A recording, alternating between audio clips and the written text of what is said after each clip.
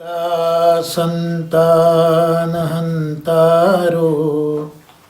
यत्पादाम्बुजरेणव श्रियाणां तान् निजाचार्यान् प्रणमामि मुहुर्मुहुः। यदनुग्रहतो जन्तुः सर्वदुःखातिगो भवेत् तमहं सर्वदा वन्दे श्रीमद्वल्लभनन्दनं। सुलभ्य हृदि सर्वेशं श्रीगोपीजनवल्लभं गुणगानं मुदा कुर्वे तस्य तुष्टये स्वभावतः। वन्दे नन्दव्रजस्त्रीणां पादरेणुमभीक्ष्णशः। यासां हरि कथोद्गीतं पुनाति भुवनत्रयम्। શ્રીમદ ભાગવતમાં પદ્મપુરાણ મહાત્મ્યના અંતર્ગત શ્રી મહાપ્રભુજીની કૃપાથી આજે 91મા શ્લોકથી આપણે અવગાહન શરૂ કરીશું.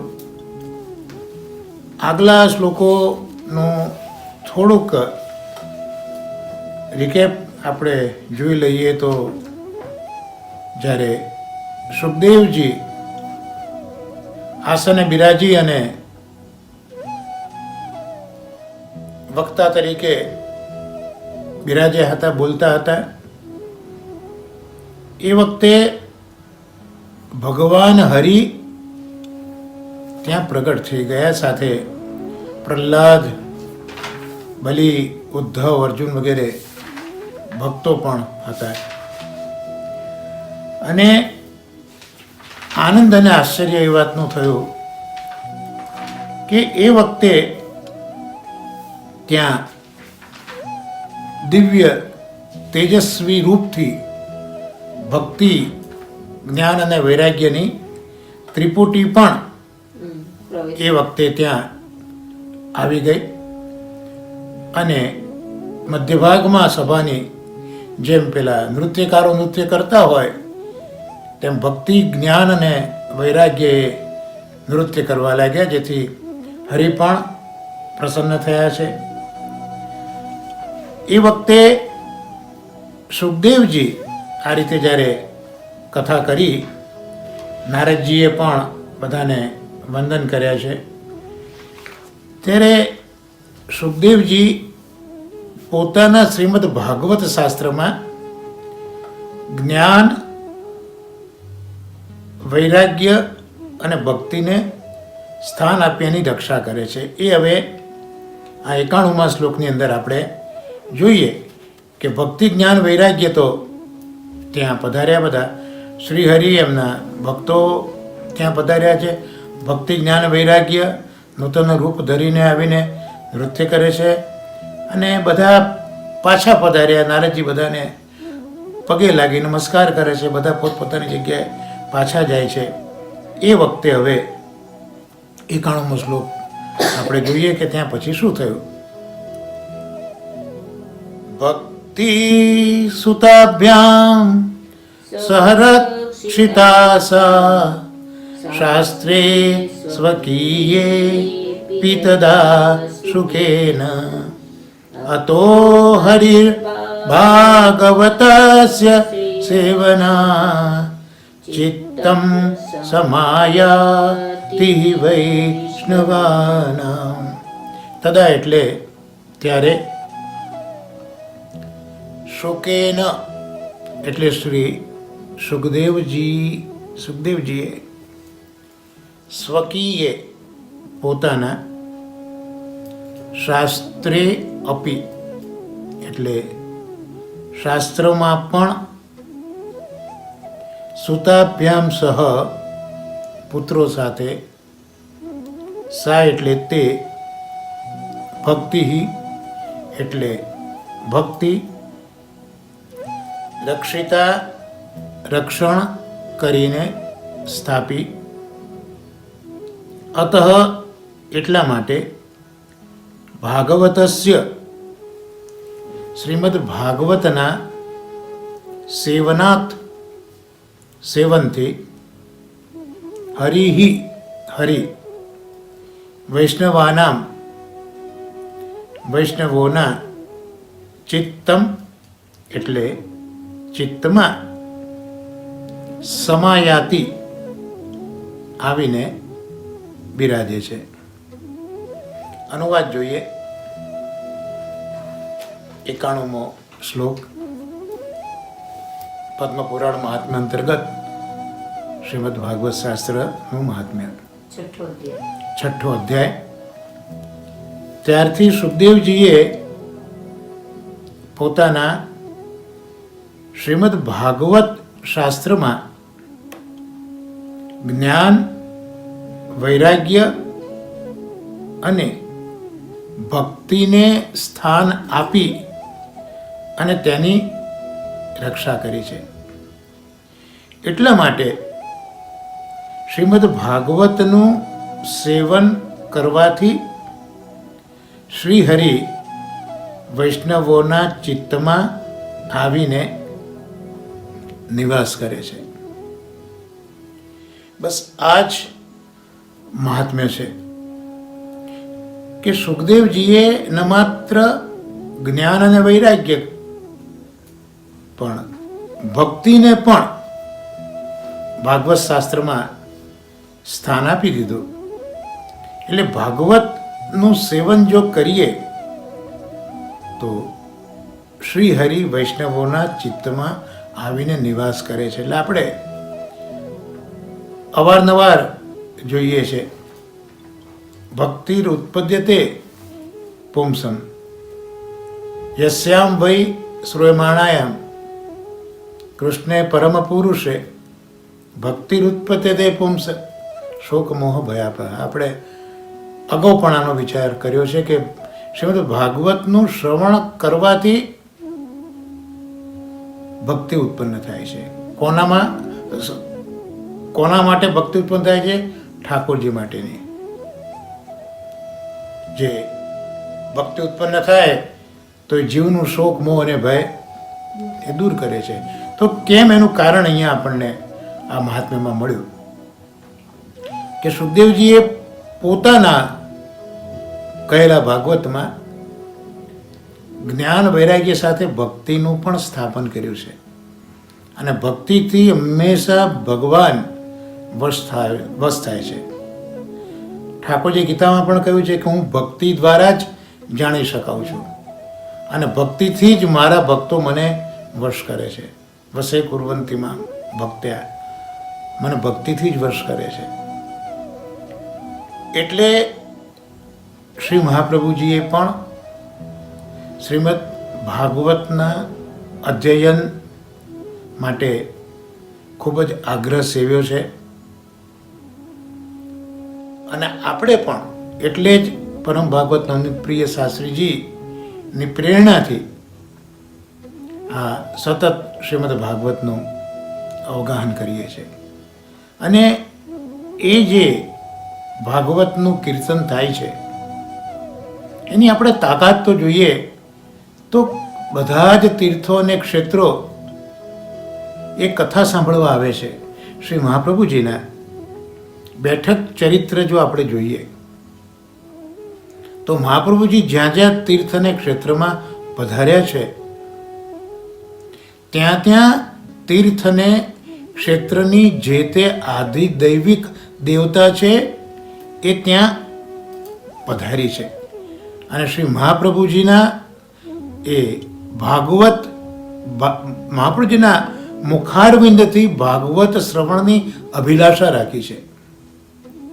એ પંઢરપુરમાં વિઠ્ઠલનાથજી હોય કે પન્ના નૃસિંહની અંદર ભગવાન નૃસિંહ હોય, એ બધાએ એક અભિલાષા કરી છે કે અમારે ભાગવત સાંભળવું છે. માનસી ગંગામાં પણ ચક્રતીર્થ મહાદેવ મહાદેવજી એ ત્યાં સંકેત આવ્યા છે. સંકેતવનમાં સંકેત દેવી પધાર્યા છે. ભરૂચમાં નર્મદાજી આદિદૈવિક સ્વરૂપે પધાર્યા છે. સુરતમાં તાપી દેવી આદિ દૈવિક સ્વરૂપે પધાર્યા છે. તો આ શ્રીમદ ભાગવતનું પણ સામર્થ્ય છે, મહાપ્રભુજીનું પણ એ જ સામર્થ્ય છે. અને એટલે આપણે આ દર ગુરુવારના સત્સંગમાં શ્રી ભાગવતનું અવગાહન કરવાનો ક્રમ શાસ્ત્રીજી આપણને બતાવ્યો છે કે જો આગલા શ્લોકોમાં જોયું કે જો ભાગવતની કથા યોગ્ય વક્તા દ્વારા થાય, સુખદેવજી જેવા કોઈ ઉત્તમ વક્તા મળી જાય, ભગવત વક્તાને ઉત્તમ વક્તાની કોઈ મોટી વ્યાખ્યા શ્રી મહાપ્રભુજી નથી આપતા, પણ જે માત્ર ને માત્ર કૃષ્ણના જ ગુણાનુવાદ, કૃષ્ણના માટે જ, કૃષ્ણની પ્રસન્નતા જ માટે ગાય છે, તે ઉત્તમ વસ્તા છે. કારણ કે જલભેદ ગ્રંથમાં શ્રી મહાપ્રભુજીએ 20 પ્રકારના વક્તા બતાવ્યા છે. ત્યાં આપે કહ્યું છે કે જે માત્ર ને માત્ર હરિકથા, હરિગુણ એ કોઈ પણ જાતના અપેક્ષા વગર નિસ્વાર્થ થઈને માત્ર ને માત્ર ભગવદ્ ગુણાનુવાદ કરે છે, એ બધા અમૃતના સાગર જેવા છે. તે મૃતોદાહ સમાખ્યાતા અને તદ વાક્યમ સુદુર્લભમ. અને આવા જે વક્તાઓ હોય છે એમના મુખારવિંદમાંથી ભાગવત સાંભળવું બહુ દુર્લભ છે. અજામિલા કર્ણનવદ બિંદુ પાનમ પ્રકીર્તિતમ.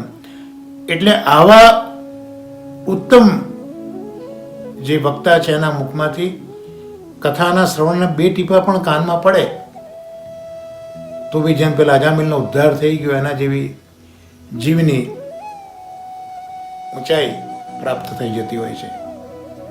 એટલે દયારામભાઈએ પણ આજે કીર્તન છે, સુખદેવજી અહીંયા કીર્તન કર્યું છે, આ બધા પધાર્યા છે, તો કીર્તન ભક્તિમાં દયારામભાઈએ બહુ સુંદર વાત કરી છે. સ્નેહ સહિત શ્રી કૃષ્ણનું કથા કીર્તન જ્યાં નિત્ય થાય, કોટી તીર્થ આવી તેમાં વસે, જેનું ભાગ્ય હોય તે નાય. નાય એમાં એ પવિત્ર પ્રમાણો, તે વિના સર્વે સુતકી જાણો. જીવતા સબ સરખા સૌ તે, ભૂતલ ભાર કર્યો ધરી દે સેવો શ્રી કૃષ્ણ કૃપા. બસ જે શ્રીમદ ભાગવતનું આ મહાત્મ્ય જોઈએ છે તે જ અહીંયા ખૂબ જ સુંદર રીતે દયારામભાઈ આપણને કહ્યું કે જે સ્થળમાં સ્નેહપૂર્વક, પ્રેમપૂર્વક શ્રી કૃષ્ણની કથા અને કીર્તન હંમેશા થતા હોય તે સ્થળમાં કોટી તીર્થ આવી ત્યાં વસે, ત્યાં કરોડો તીર્થ આવીને નિવાસ કરે છે. અને જે ભાગ્યશાળી જીવો છે તે આ કથા કીર્તન રૂપી તીર્થમાં સ્નાન કરે છે. એટલે સ્નાન કરવું એટલે શ્રવણ કરવું. અહીંયા એમ વિચાર આવે કે ભાઈ આ તીર્થોમાં તો જલનું મહાત્મ્ય હોય, તો અહીંયા તીર્થો બધા આવ્યા તો જલ આવે, તો જલમાં બધા ડૂબી ના જાય, આટલા બધા જલ ભેગા થાય તો. પણ અહીંયા આધિદૈવિક સ્વરૂપે પધાર્યા છે, તે આપણે સમજવાનું છે.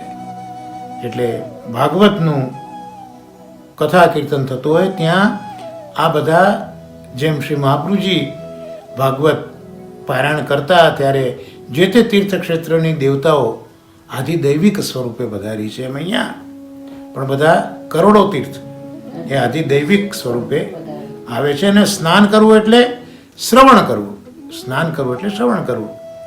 અને એ સ્નાન કરવાવાળા જીવોને જ પવિત્ર માનવા. પવિત્ર હોવું અને શુદ્ધ હોવું એમાં ઘણો ફરક છે. શુદ્ધ એ બાહ્ય ધર્મ છે, પવિત્રતા અંતરધર્મ છે. એટલે સ્નાન કરીએ, શરીરને શુદ્ધ કરીએ, પણ અંતઃકરણ જો મલિન હોય તો એ પવિત્રતા નથી. શરીર શુદ્ધ થયું પણ પવિત્ર નથી થયું. જેમ એક મિશ્રીનો ટૂંક હોય, એક આદવમાં પડ્યો હોય અને આપણે ધોઈએ, પણ ધોયા પછી એ શુદ્ધ થયો, પવિત્ર ન થયો, એટલે આપણે ઠાકોરજીને ધરી ન શકાય. એમ જે અહીંયા આ ભાગવત કથાનું શ્રવણ કરે છે, એમાં સ્નાન કરે છે, એ જ બધા જીવો પવિત્ર થઈ શકે. અને જે બધા આ કથા કીર્તનથી દૂર ભાગે છે એ બધા સૂતકી છે. અને એટલું જ નહીં, એ બધા જીવતા છતાં જાણે કે મળદા તુલ્ય છે એવું સમજવાનું. હમ હરતે ફિરતે લોગ મઝારો સે કમ નહીં, એવા એક પેલી લાશો બધી ઘસાને ચાલતી હોય એના જેવા છે એ સૂતકી લોકો. એમને મનુષ્ય દેહ તો મળ્યો, પણ જો શ્રીમદ ભાગવત ન સાંભળ્યું તો એમનો આ મનુષ્ય દેહ એ કેવલ પૃથ્વી ઉપર ભાર વધારનારો છે. એટલે શ્રીમદ ભાગવતના આપણા ગુરુવારના જે મહાત્મ્ય છે એનું હું અહીંયા ધ્યાન દોરવા માટેનો એક નમ્ર પ્રયત્ન કર્યો છે. અને આ બધા ઉલ્લેખો મળે છે પુરાણોમાં પણ. કહ્યું છે કે જ્યાં જે સ્થળમાં કૃષ્ણ ભગવાનની કથાનો પ્રસંગ ચાલે છે તે સ્થળમાં ગંગાજી, યમુનાજી, ત્રિવેણી, ગોદાવરી, સિંધુ, સરસ્વતી એ સર્વે તીર્થો આવીને ત્યાં નિવાસ કરે છે, આવું પુરાણો કહે છે. ત્યારે દયારામભાઈએ ગાયું છે. અને જ્યાં પ્રેમપૂર્વક શ્રી કૃષ્ણનું કીર્તન થતું હોય ત્યાં કરોડો તીર્થ આવીને નિવાસ કરે છે. પણ અહીંયા એક કન્ડિશન મૂકી કે સ્નેહ સહિત. કૃષ્ણનું કીર્તન આપણે બસ કરવાનું છે ને કરી લીધું ને એવી રીતે નહીં, સ્નેહપૂર્વક. કારણ કે સ્નેહ સહિત શ્રી કૃષ્ણ છે. શ્રી કૃષ્ણ પણ સ્નેહ સહિત છે. પ્રેમ હરિગો રૂપ હૈ, હરિ એ પ્રેમ સ્વરૂપ. એ પ્રેમ એટલે સ્નેહ.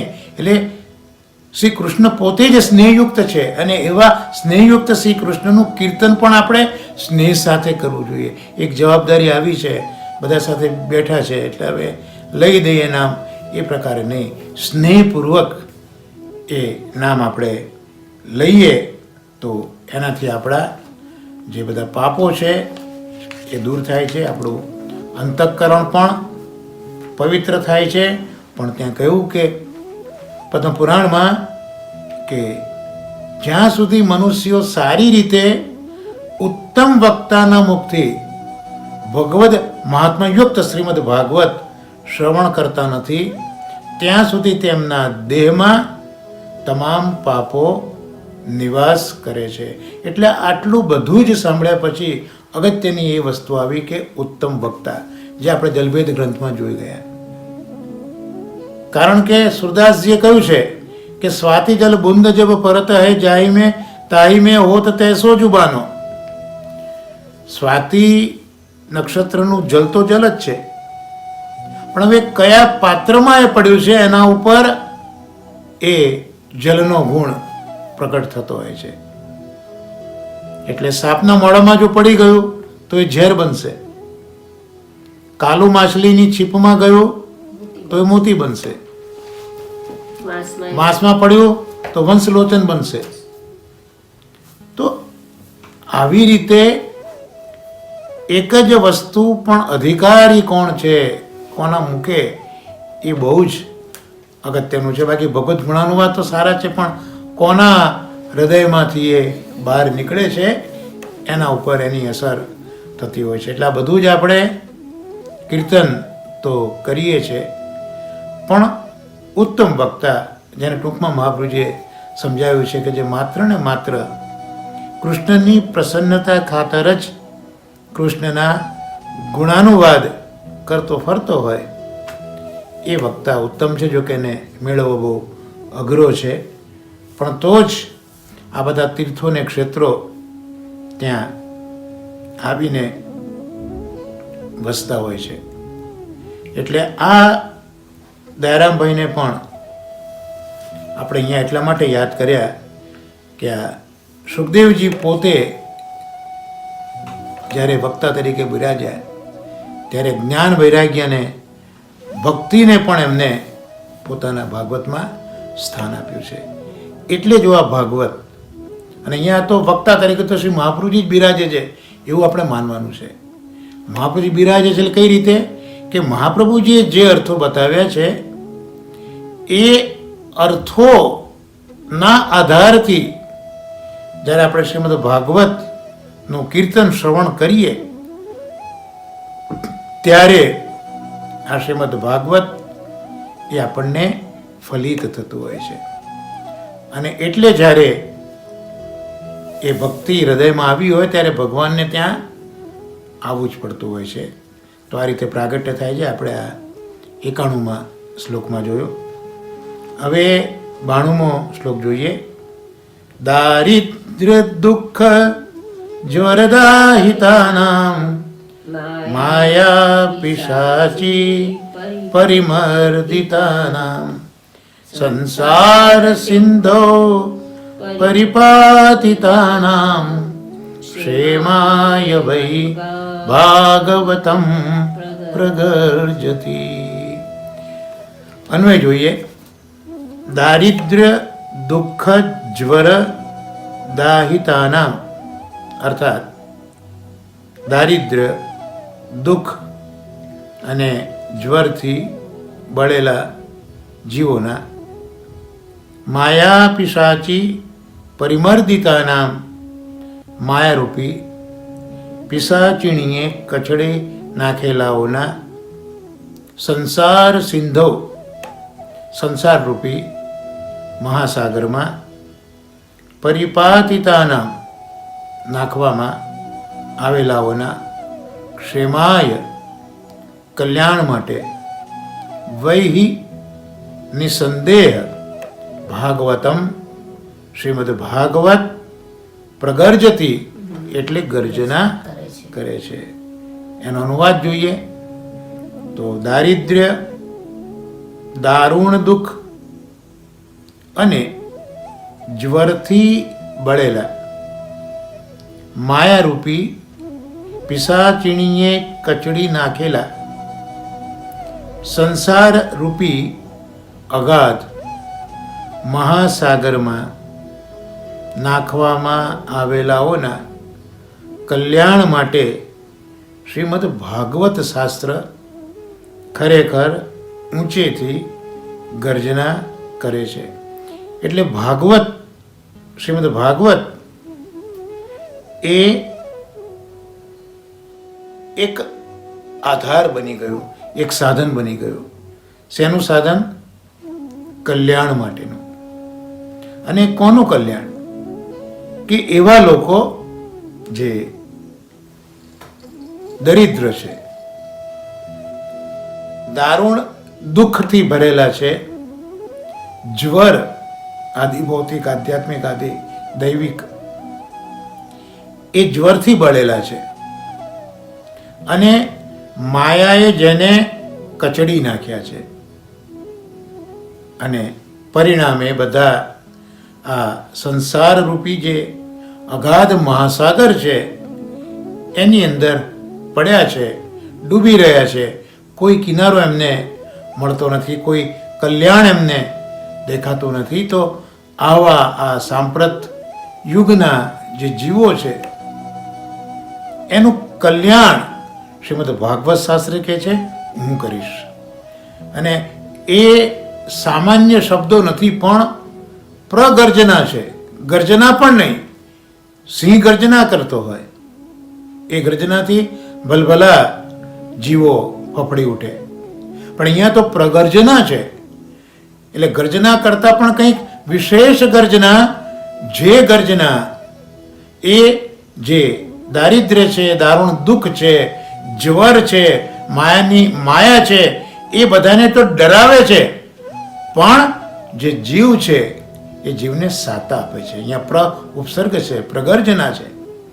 એટલે જેને સાચા હૃદયથી શ્રવણ કર્યું છે એના માટે તો એ ગર્જના પણ સુખવાળી છે.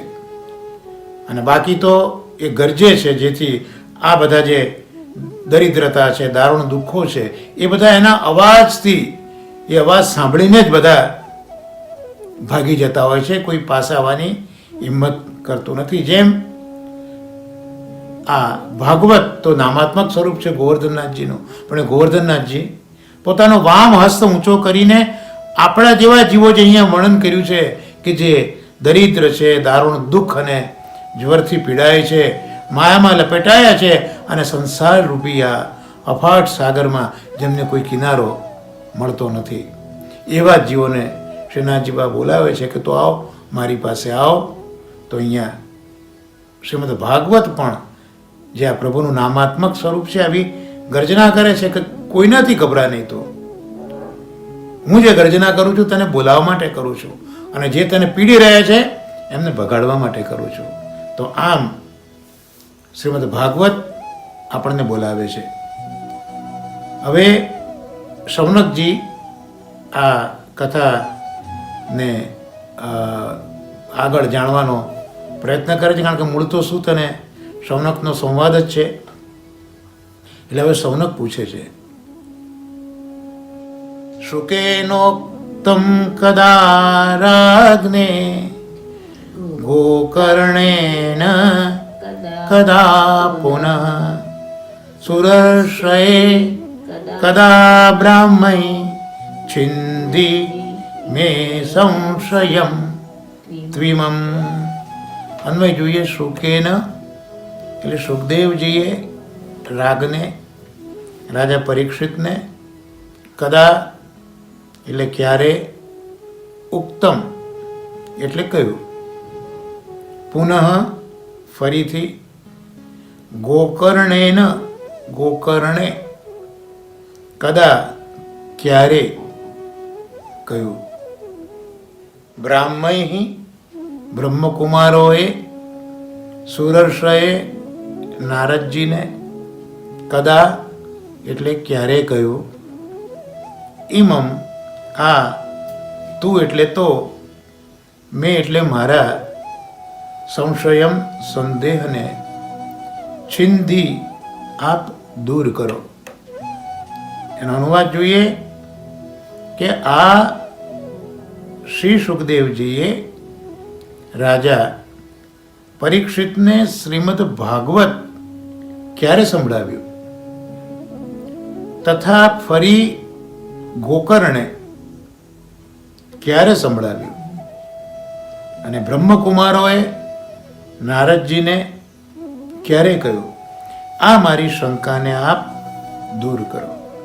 જો શરૂઆત જ સુત શૌનકના સંવાદથી મહાત્મ્યમાં થયેલી છે, અને જુદા જુદા પ્રસંગોએ આ શૌનકાદી ઋષિઓએ જોયું કે આમાં તો સુખદેવજીને પણ વક્તા તરીકે એમને જાણ્યા, ગોકર્ણને પણ ભાગવતની કથાના વક્તા તરીકે જાણ્યા, અને જે સનત કુમારો છે એમને પણ વક્તા તરીકે જાણ્યા. અને ભાગવતના અધિકાર લીલામાં આપણે જોઈશું કે હીન અધિકારમાં પણ જિજ્ઞાસા હોવી એક શ્રોતા તરીકેનું એક લક્ષણ છે. એટલે અહીંયા જ્યારે આટલું બધું મહાત્મ્ય સાંભળ્યું એટલે હવે આ શૌનકાદી ઋષિઓને એક જિજ્ઞાસા થઈ કે ભાઈ પરીક્ષિતજીને પણ સુખદેવજીએ કથા કરી છે, અને ગોકર્ણે પણ બધાને સંભળાયું છે, સનત કુમારે નારદજીને કહ્યું છે, પણ આવું બધું ક્યારે થયું? એટલે અમને એક જિજ્ઞાસા થઈ કે આવું બધું બન્યું ક્યારે, કયા કયા સમયે આ બધી જે તવારીખ છે જે એ જાણવાની એમને ઈચ્છા કરી છે. એટલે હવે સૂતજી એનો જવાબ આપે છે. એ જવાબ 3 શ્લોકમાં છે, 94, 95 અને 96. એટલે આમ તો આપણા નિયમ પ્રમાણે આપણે 5 શ્લોકોનું અવગાહન કરતા હોઈએ છીએ, પણ અહીંયા જે પ્રશ્ન પૂછાયો છે એનો જવાબ મેળવવા માટે આપણે એક શ્લોક આજે વધારે લઈશું. તો સૂતજી શું કહે છે શૌનકાદિ ઋષિઓને તે આપણે જોઈએ. 3 શ્લોકો આપણે જે છે તેને જોઈએ. 94મો શ્લોક. આ કૃષ્ણ નિર્ગમામ ત્રિંશ વર્ષાધિક ગતે કલૌ નવમીતો નભસ્યે ચ કથારંભમ શુકો કર. તેનો અન્વય જોઈએ કે આ કૃષ્ણ નિર્ગમાત એટલે શ્રી કૃષ્ણ જ્યારે સ્વધામ પધારી ગયા એ પછી કલૌ એટલે કલિયુગમાં 30 વર્ષાધિક ગતે એટલે 30 વર્ષથી અધિક કાળ જતા નભસ્યે ભાદ્રપદ માસમાં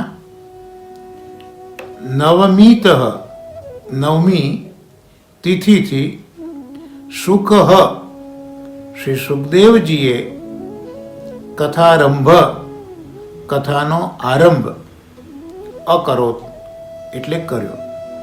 આપણે અનુવાદ પછી સાથે લઈશું. હવે પહેલાં અન્વય જોઈ લઈએ છે. એટલે હવે 95મો શ્લોક આપણે જોઈએ. પરીક્ષિત શ્રવણાંતે ચ કલૌ વર્ષ શતદ્વયે શુદ્ધે શુચૌ નવમ્યાંચ ધેનુજો કથયત કથામ. 95મા શ્લોકનો અન્વય જોઈએ. પરીક્ષિત શ્રવણાંતે ચ અને પરીક્ષિત રાજાના શ્રવણ કર્યા પછી કલૌ કળિયુગમાં વર્ષ શતદ્વય એટલે 200 વર્ષ પસાર થયા.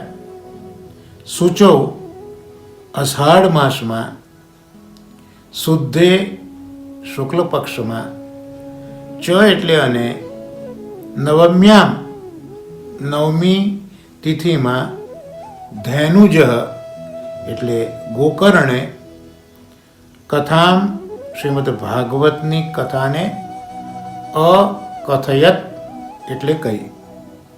અને હવે 96મો શ્લોક આપણે જોઈ લઈએ આજના સત્સંગનો.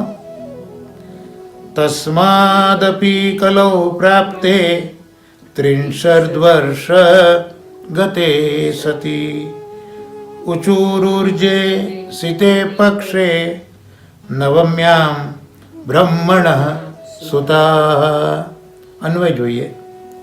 તસ્માદપી એટલે તેથી પણ આગળ કલૌ કલિયુગ પ્રાપ્તે એટલે પ્રાપ્ત થતા 30 વર્ષ ગતે સતી 30 વર્ષ જતા ઉર્જે કાર્તિક માસમાં સિતે શુક્લ પક્ષમાં નવમ્યામ નવમી તિથિમાં બ્રહ્મણ બ્રહ્માના સુતા એટલે પુત્રો ઊંચું કથા કહેતા હતા.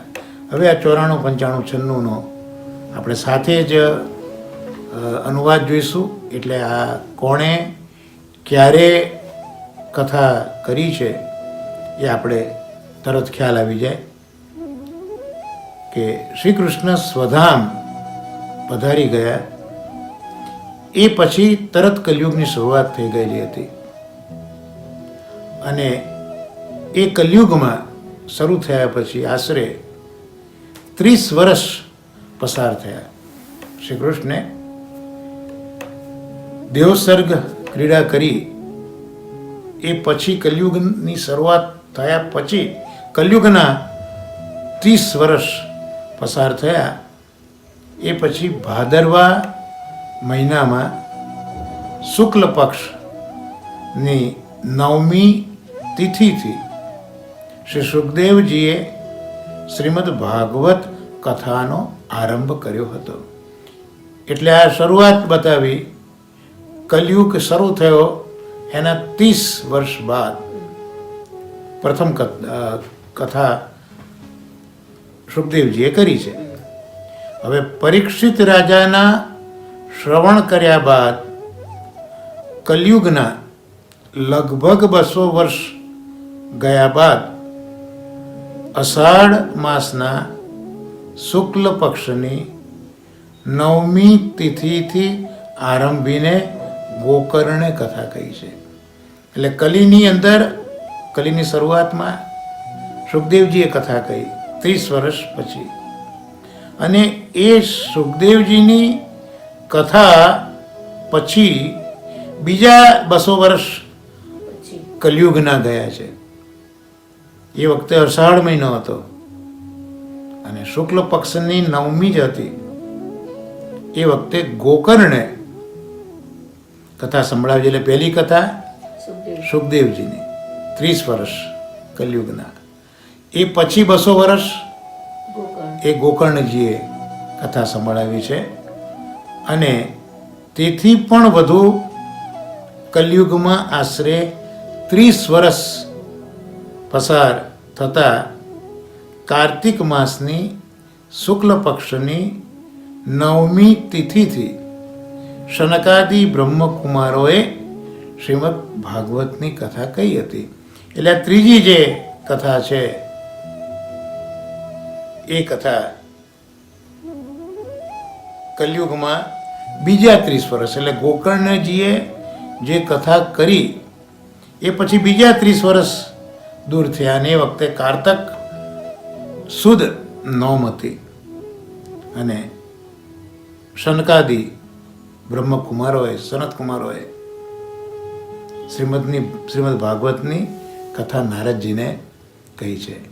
તો આમ અહીંયા આ 3 કથાનો સમય આપ્યો, જેથી આપણને પણ ઐતિહાસિક તોર ઉપર આપણે ત્યાં વિચારીએ કે આવા સમયમાં કથા થઈ ગઈ છે. તો પહેલાં શ્રી કૃષ્ણ સ્વધામ પધાર્યા, પછી કલીની તરત શરૂઆત, અને 30 વર્ષે સુખદેવજીએ કથા કરી.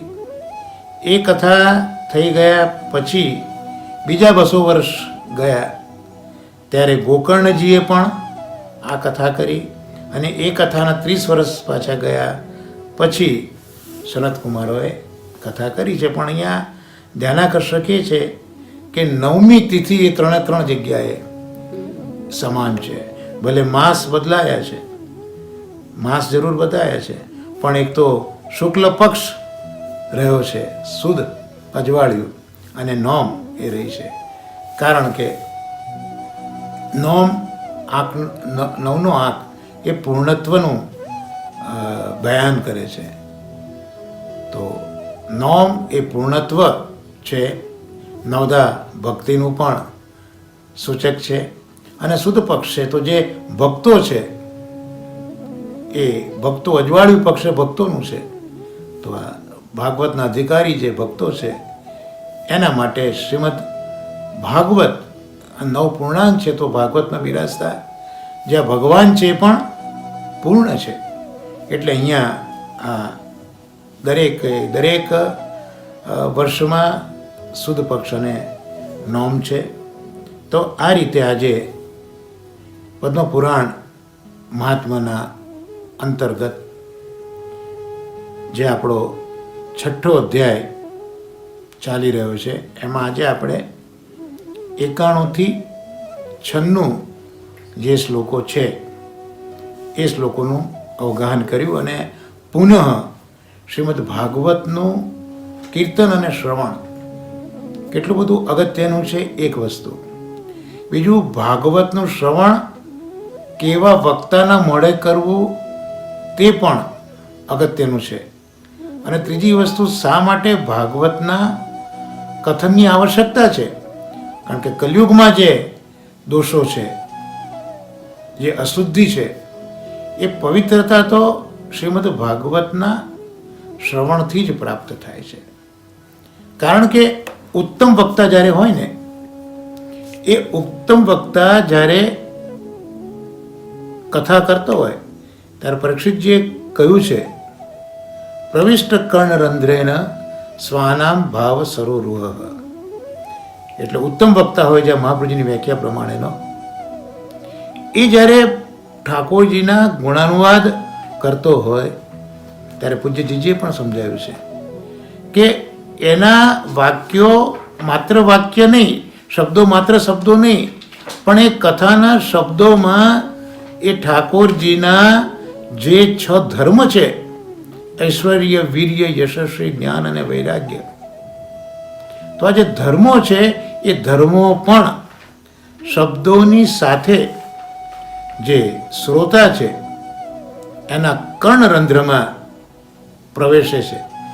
અને કર્ણરંધ્રમાં પ્રવેશે છે. અને કથા તો હંમેશા દ્રવીભૂત હોય, કથા એ ઘન ના હોય, દ્રવીભૂત હોય, પ્રવાહી હોય, રસવાળી હોય.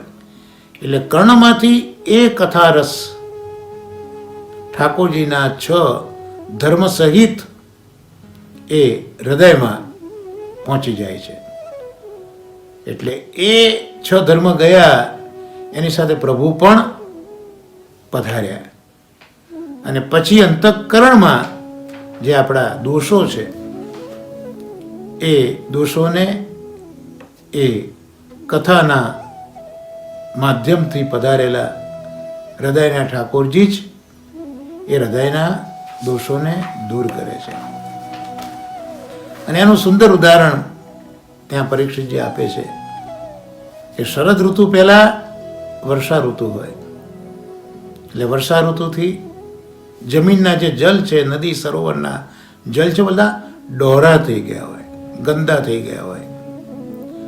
પણ જેવી શરદ ઋતુ આવે છે એ સાથે જ એ ડોળાયેલા જલ નિર્મલ થઈ જાય છે. તો આમાં શરદ ઋતુને કંઈ કરવું નથી પડતું, પણ શરદ ઋતુનો આ સ્વભાવ કુદરતે આપ્યો છે કે જેવી શરદ ઋતુ આવે વર્ષા ઋતુ પછી, તો એ અશુદ્ધ ડોળાયેલા જલ એ શરદનો પ્રભાવ જ એવો છે કે શરદના પ્રભાવથી જલમાં જે દોષો આવી ગયા છે એનો અભાવ થઈ જાય. આ શરદનો પ્રભાવ છે. એમ જ ઠાકોરજી પધાર્યા હૃદયમાં, તો એ પ્રભાવ જ એવો છે ઠાકોરજીના નામનો કે જેમ અહીંયા આપણે ભાગવતમાં જે જોયું કે ભાગવત એ પ્રગર્જના કરે છે. જે દરિદ્ર છે, દુઃખી છે, સંતાપથી શેકાયેલા છે, એમના ઉદ્ધાર માટે ગર્જના કરે છે. એમાં ઠાકોરજી હૃદયમાં બિરાજીને આ બધા જ દોષોને પોતાની ગર્જનાથી, નામ શ્રવણ દ્વારા એ બધાને ભગાડી દેતા હોય છે. તો આ રીતે આજે 6ઠા અધ્યાય પદ્મપુરાણ મહાત્મ્યમાં ભાગવતનું મહાત્મ્ય એને આપણે આજે જોઈને આ શ્રીમદ ભાગવતના સત્સંગને અહીંયા આપણે વિરામ આપીએ. અને આજનો જે બીજો આપણો સત્સંગનો દોર છે એમાં 8મું નામ પુરુષોત્તમ સહસ્ત્ર સ્તોત્ર. એમાં 8મું નામ છે. એ 8મું નામ આપણે અવગાહન કરવાનું છે. એટલે જો આપની પાસે પુરુષોત્તમ સહસ્ત્રનું પુસ્તક છે એમાં એક તો 59મું પેજ પહેલાં ખોલો, એમાં પ્રથમ સ્કંદના નામોની શરૂઆત શ્રી મહાપ્રભુજીએ કરી. એ શ્લોક આપણે 9મો જોયો. શ્રી કૃષ્ણ સચ્ચિદાનંદો નિત્ય લીલા વિનોદકૃત સર્વાગમ વિનોદી ચ લક્ષ્મીશ પુરુષોત્તમ. તો આ શ્લોકમાં ઠાકોરજીના 6 નામ પ્રગટ કર્યા, જે આપણે અત્યાર સુધી મહાપ્રભુજીની કૃપાથી અવગાહન કર્યું છે. એક તો શ્રી કૃષ્ણ, બીજું સચ્ચિદાનંદ, ત્રીજું નિત્ય લીલા વિનોદકૃત, ચોથું સર્વાગમ વિનોદી, લક્ષ્મીશ અને પુરુષોત્તમ. એટલે આ 6 નામ આપણે જોયા પછી બીજા શ્લોકની શરૂઆત આપણે કરી હતી. આદિકાલ સર્વકાલ કાલાત્મા માયયાવૃત ભક્તોદ્ધાર પ્રયત્નાત્મા જગત કરતા જગન્મય. એમાં આદિકાલ એ પણ સાતમું નામ આપણે જોયું હતું કે આપ જ કાળ પુરુષ છે. બીજું, આપે સૃષ્ટિની રચના કરી, એમાં સૌથી પહેલું નિર્માણ આપે કાલનું કર્યું છે. એ આદિકાલ નામ આપણે જોયું હતું. હવે આજનું નામ છે સર્વકાલઃ. આઠમું નામ પેજ નંબર 67 ઉપર તમને જોવા મળશે. સર્વકાલઃ. સર્વકાલ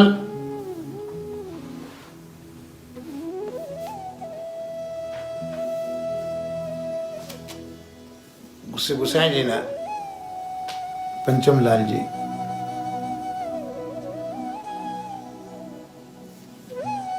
એ અહીંયા ટીકામાં નામ આપે છે. શ્રી રઘુનાથજી આ પુરુષોત્તમ સહસ્ત્રમાં જે ટીકા લખી છે ત્યાં આ નામનો અર્થ સમજાવે છે. સર્વકાલઃ એટલે સર્વ, આદિ, મધ્ય અને અંતરૂપ કાળ, અથવા તો ભૂત, વર્તમાન અને ભવિષ્યકાલ સ્વરૂપ પ્રભુ. આમ કાલ છે એ તો અખંડ કાલ પ્રવાહ છે. તમે પૃથ્વીના ગુરુત્વાકર્ષણની બહાર જાઓ અંતરિક્ષમાં, ત્યાં કાલ ખંડિત નથી. કાલનો એક પ્રવાહ ખળખળ વહેતો જ હોય છે. પણ અહીંયા પૃથ્વી ઉપર આપણે બધાએ જરૂરિયાત પ્રમાણે આ કાલનું વિભાજન કર્યું છે. એક તો એક પ્રકાર એવો કે જ્યાં આદિકાલ, બીજો મધ્યકાલ અને ત્રીજો અંતરૂપ કાલ. આદિકાલ એટલે જે વખતે કશું જ નહોતું, ઠાકોરજીએ નિર્માણ કર્યું એ વખતે કશું જ નહોતું, માત્ર કાલ જ હતો. જે આપણે આદિકાલમાં જોયું કે સૌથી પહેલા પ્રભુએ કાલનું નિર્માણ કર્યું છે. આપ કાલ પુરુષ છે. એટલે એક અર્થ આ થયો કે સૃષ્ટિ સર્જન પહેલાનો જે સમય એ આદિકાલ. ત્યાર પછી મધ્ય, એટલે અત્યારના જે આપણે સમય જીવી રહ્યા છે એ મધ્ય સમય છે. અને અંતરૂપ કાળ, જ્યારે પાછું જગત વિલીન થશે પ્રભુમાં, એ વખત અંતરૂપ કાળ, જેને આપણે આપણા વ્યવહારમાં ભૂત, વર્તમાન અને ભવિષ્ય કાલની અંદર વાંટી દીધું. પણ ચાહે એ કાલ આદિ હોય કે મધ્ય હોય કે અંતરૂપ હોય,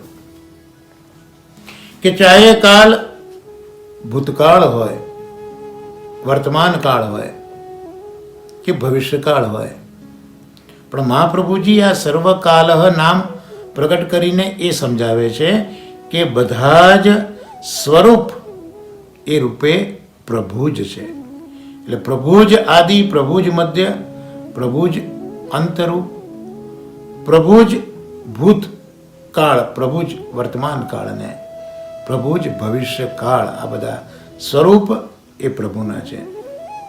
અહીંયા જે સર્વકાલ છે એને શ્રી રઘુનાથજી મહારાજ ખૂબ સુંદર રીતે સમજાવે છે. સર્વકાલઃ, તો સર્વ એટલે સર્વને શું કરે છે? પ્રેરણા કરે છે. સર્વકાલ સ્વરૂપે ભગવાન સર્વને પ્રેરણા કરે છે. તો જે કાલ છે એ કાલ શબ્દને એક અક્ષરથી આપ શ્રી સમજાવે છે. કાલમાં ક છે, અ છે અને લ છે. કાલ શબ્દ જોઈએ તેમાં એક તો ક અક્ષર છે, આ છે અને લ છે. તો આપ શ્રી સમજાવે છે કે ક એટલે કમ સુખમ. કાલનો જે ક છે એનો અર્થ થાય સુખ, અને આ અને લ, આ એટલે આ સમંતાત અને લ એટલે લાતી. તો આ સમંતાત એટલે સર્વ દિશામાંથી, કમ સુખમ આ સમંતાત એટલે સર્વ દિશામાંથી લાતી ગ્રહણ કરનાર. હા, સર્વકાલની આવી આ સંસ્કૃત શબ્દોની ગરિમા એવી છે, એટલી રીચ લેંગ્વેજ છે કે એનો વૈભવ જ બહુ અનેરો છે. જો એને આપણે સમજવાનો પ્રયત્ન કરીએ તો, કે એક તો સર્વને પ્રેરણારા પ્રભુ છે જ, પણ સાથે સાથે સર્વ એટલે બધા જ સુખ છે એને સર્વ દિશામાંથી પ્રભુ પોતે ગ્રહણ કરે છે. આને પણ સર્વકાલ કહી શકાય. હવે કાલ સ્વરૂપ આ ભગવાન એ તો નિત્ય છે. પ્રભુ નિત્ય જ છે, કારણ કે જગતની સૃષ્ટિ રચના પહેલા પણ આપ જ હતા, અત્યારે પણ આપ જ બિરાજે છે, અને નહીં હોય કશું ત્યારે પણ આપ જ હશે. તો આમ ભગવાન કાલ સ્વરૂપે નિત્ય જ છે. મેં જેમ શરૂઆતમાં કહ્યું કે એક અખંડ પ્રભા કાલનો ભયા જ કરે છે. અને શ્રી કૃષ્ણે આજ્ઞા કરી છે, અહમ આદિશ્ચ મધ્યશ્ચ ભૂતાનામંત એવ ચ. હું સર્વ લોકોનો આદિ, મધ્ય અને અંતકાળ છું. આ સ્વમુખે જ આજ્ઞા કરી છે કે બધા જ લોકોનો આદિ પણ, એટલે જ્યારે નહોતા ત્યારે બધા મારામાં જ હતા, અત્યારના મધ્યમાં એ પણ મારામાં જ છે, કારણ કે જગત રૂપે આપ છે, અને અંતકાળે લય પણ એમાં જ થવાના છે. તો આમ કાલના ભૂત, વર્તમાન અને ભવિષ્ય એવા જે વિભાગો છે એ પણ કાલના જ સ્વરૂપો છે. તેથી એ વિભાગ રૂપે કાલ એ તો નિત્ય છે, અખંડ પ્રવાહ છે. એટલે સર્વકાલમાં કાલ તો રહેવાનો જ છે, ચાહે આદિ હોય, ચાહે મધ્ય હોય, કે ચાહે અંત હોય, કે ચાહે ભૂત હોય, કે ચાહે વર્તમાન હોય, કે ચાહે ભવિષ્ય હોય. કાલ તો સર્વકાલમાં કાયમ રહેવાનો છે. તો આપણે એને ખંડશઃ કર્યો છે. આ સર્વકાલનું મહાત્મ્ય છે. બીજી વ્યાખ્યા કરી, કલાયતી જગદેશ કાલોનંત. તો જગદેશ એટલે જગદ એશ, કાલ અનંત. તો આ કાલ અનંત છે. કાલોનંત, કાલ કેવો છે? અનંત છે, એનો કોઈ અંત જ નથી. ચાલ્યા જ કરે છે, ચાલ્યા જ કરે છે, ચાલ્યા જ કરે છે, તેનો કોઈ અંત નથી. તો એ અનંતકાલ રૂપે કોણ છે? એ અનંતકાલ રૂપે પરમાત્મા છે. અને પરમાત્મા શું કરે છે? સર્વ જગતને પ્રેરણા કરે છે. એટલે આ કાલ સ્વરૂપે પરમાત્મા જ દરેકને પ્રેરણા કરે છે. આ સર્વકાલના આ જુદા જુદા અર્થો અહીંયા શ્રી રઘુનાથજી મહારાજ આપણને સમજાવે છે. પ્રભુ જ સર્વના કાળરૂપ છે. સુંદર સમજાયું છે. ભૂતકાળ, વર્તમાન કાળ, ભવિષ્યકાળ, આદિ, મધ્ય, અંત, એ જે શબ્દો બતાવ્યા શરૂઆતમાં, તે પ્રભુના સર્વ કાળરૂપ પ્રભુ જે છે સર્વના, ત્યાં કહે છે કે કરોળિયો હોય એ પોતાની જ લાળથી ઝાડુ બનાવે અને પોતે જ તેને પોતાનામાં ખેંચી લે, સમાવી લે. આ જ રીતે ભગવાન પણ પોતાના શ્રી અંગમાંથી જ આખા જગતને ઉત્પન્ન કરે છે અને પોતે જ જગતનું પાલન કરે છે. એટલે નો ડાઉટ શ્રી મહાપ્રભુજીએ પુષ્ટિ પ્રવાહ મર્યાદા ગ્રંથમાં જીવોની ઉત્પત્તિ બતાવી, પણ મૂળ તો ભગવાનના જ અંગોમાંથી બધું બન્યું છે. જેમ મનમાંથી પ્રવાહ સૃષ્ટિ થઈ, વાણીમાંથી મર્યાદા સૃષ્ટિ થઈ ને કાયામાંથી પુષ્ટિ સૃષ્ટિ થઈ. તો ભગવાન પોતાના શ્રીઅંગમાંથી જ આખા જગતને ઉત્પન્ન કરે છે પહેલી વસ્તુ, આખા જગતનું પાલન કરે છે આ બીજી વસ્તુ, અને અંતમાં પોતે જ સર્વનો સંહાર કરે છે અને બધી જ વસ્તુ પોતાનામાં સમાવેલી. પેલા કરોળિયાની જેમ જાળું બનાવ્યું બી ખરું, એ જાળામાં રહેશે પણ ખરો, તો પછી જાળું પોતાનામાં સમાવી પણ લેશે. એટલે અંગ્રેજીમાં ભગવાન માટે ગોડ શબ્દ વાપર્યો, GOD. તો અહીંયાનું વિશ્લેષણ કર્યું કે G એટલે ટુ જનરેટ, ઉત્પન્ન કરવું, O ટુ ઓપરેટ એટલે પોષણ કરવું, અને D ટુ ડિસ્ટ્રોય એટલે લય કરવો. એટલે જે આપણે ત્યાં ઉત્પન્ન કરવું, સ્થિતિ કરવી અને લય કરવો, જે આપણે આ વૈદિક સિદ્ધાંતોમાં જોઈએ છે, એ મહાપ્રભુજીના આ વેદાંત પ્રમાણે પરબ્રહ્મ પરમાત્મા શ્રી કૃષ્ણ દ્વારા બ્રહ્માજીને એક સામર્થ્ય મળ્યું. એ સામર્થ્યથી બ્રહ્માજીએ જગત ઉત્પન્ન કર્યું. ભલે જગત બ્રહ્માજીએ ઉત્પન્ન કર્યું છે, પણ જગત ઉત્પન્ન કરવાનું સામર્થ્ય તો ઠાકોરજી આપ્યું છે. શ્રીમદ ભાગવતના બીજા સ્કંદમાં આખો પ્રકાર જોઈએ તો આપણને જોવા મળે છે. ઠાકોરજીએ સૃષ્ટિનો ક્રમ એમને બતાવ્યો છે જગતનો, અને બ્રહ્માજીનો ઉપદેશ કર્યો છે. એટલે ભલે એમાં નિર્માણ બ્રહ્માજી દ્વારા છે, પણ એ સામર્થ્ય ઠાકોરજીનું જ છે. એટલે ઠાકોરજીએ જ આ જગત બ્રહ્માજી દ્વારા ઉત્પન્ન કર્યું. એવી રીતે એની સ્થિતિ એટલે પાલન, તો એ પાલન કરતા પણ ભગવાન જ છે, પણ એ કાર્ય વિષ્ણુને સોંપ્યું. અને લય કરવાનું કાર્ય ઠાકોરજીએ શિવજીને આપ્યું. અને ત્રણમાં સામર્થ્ય તો જોઈએ. બ્રહ્માજીને ઉત્પન્ન કરવાનું સામર્થ્ય જોઈએ, વિષ્ણુજીમાં એના પાલનનું સામર્થ્ય જોઈએ, અને શંકરજીને લય કરવામાં જોઈએ. અને દરેકમાં કંઈક ને કંઈક સામર્થ્ય વધારે ને વધારે જોઈએ. ઉત્પન્ન કરવામાં જે સામર્થ્ય એના કરતાં કદાચ પાલનમાં કંઈક વિશેષ વસ્તુ ઊભી તો કરવી બરાબર છે, પણ એને મેન્ટેન કરવી બહુ અઘરી છે, અને એનો નાશ કરવો તો એથી અઘરો છે. પણ એ બધું સામર્થ્ય મૂળ તો ઠાકોરજીનું છે. પણ ઠાકોરજી જેમ આપણે એને લૌકિક તौर પર સમજીએ તો એક ફેક્ટરી હોય મોટી, એમાં મુખ્યત્વે 3 વિભાગ હોય. એક પ્રોડક્શનનો, બીજો મેન્ટેનન્સનો,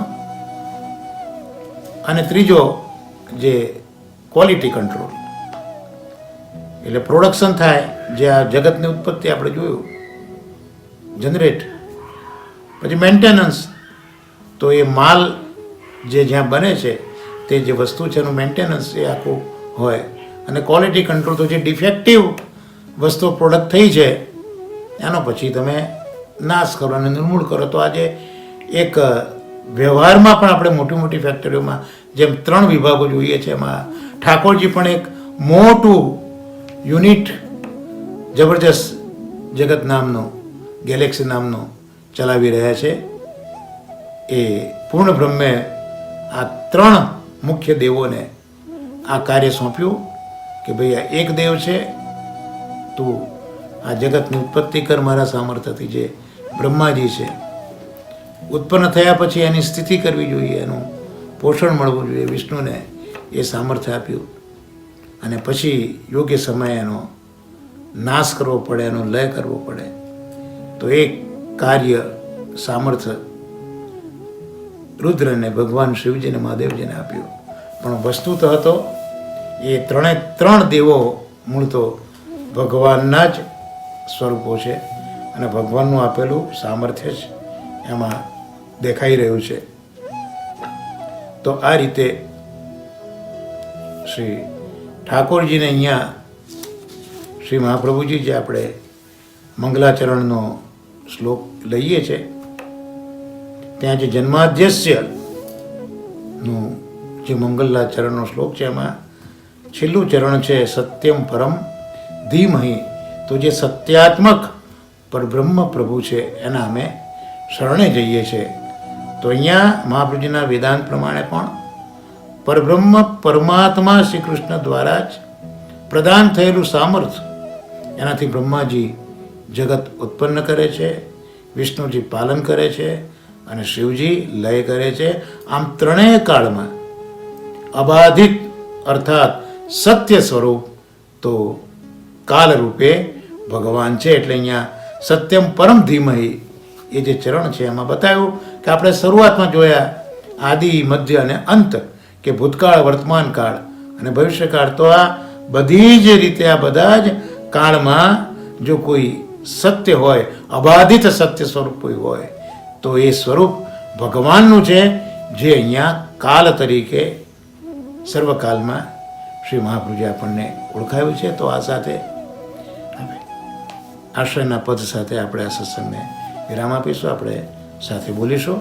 દ્રઢઈન ચરણન કેરો ભરો, સુદૃઢઈન ચરણન કેરો, શ્રી વલ્લભ નખ ચંદ્ર છટાબિન, સબ જુગમાજ અંધેરો ભરોસો, દ્રઢઈન ચરણન કેરો, સાધન ઓર નહીં આ કલી में जासू होत निवेरो, सुर कहा कहे दुविधा धरो, बिना मोल को चेरो भरोसो, दृढ़ चरणन केरो. श्री गोवर्धन नाथ की जय, श्याम सुंदर श्री यमुने महाराणी की जय, श्री आचार्य जी श्री महाप्रभु जी की जय. सर्वे वैष्णव ने मारा वर्षाना भगवत स्मरण वंदन. श्री वल्लभाधीश.